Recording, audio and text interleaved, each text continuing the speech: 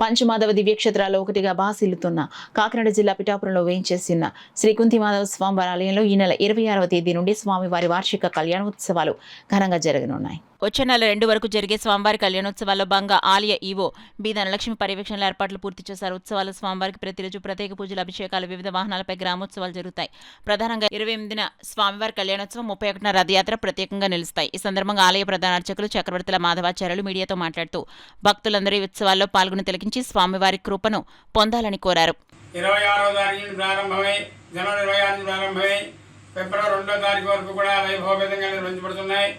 26 తారీఖు ధ్వజారోహణ, 27 ఉదయం సాయంకాలం గ్రామ పరిహారణ, అమ్మవారిని పెడుగుమార్త చేయడము, 28వ తారీఖున ఉదయం స్వామివారికి విశేషమైన అభిషేకము, సాయంకాలం 4 గంటల గజవాహనం మీద గ్రామోత్సవము, రాత్రి 9 గంటలకు స్వామివారి దివ్యమైన కళ్యాణ మహోత్సవం జరుగుతుంది.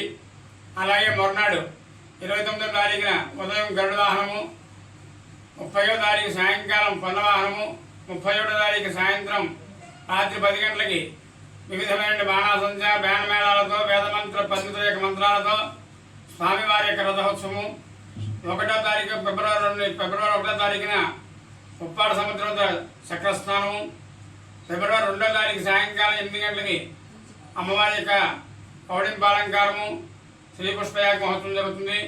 కనుక ఈ కార్యక్రమాలన్నింటిలో కూడా భక్తులందరూ పాల్గొని స్వామివారి యొక్క అమ్మవారి యొక్క అనుగ్రహం పొంది వస్తుందని కోరుతున్నాం. ఈ కార్యక్రమానికి దేవాదాయ ధర్మాదాయ శాఖ వారు, కుంతిమాధ భక్తులందరూ వారు సంయుక్తంగా ఈ ఏర్పాట్లన్నీ కూడా త్వరితగతిగా పూర్తి చేసి ఉన్నారు. అంచేత భక్తులందరూ కూడా ఈ కార్యక్రమాల్లో పాల్గొని స్వామి అమ్మవారి కృపకు పాత్రులై అష్టైశ్వర్య భోగభాగ్యం పొంది వస్తుందని కోరుతున్నాం.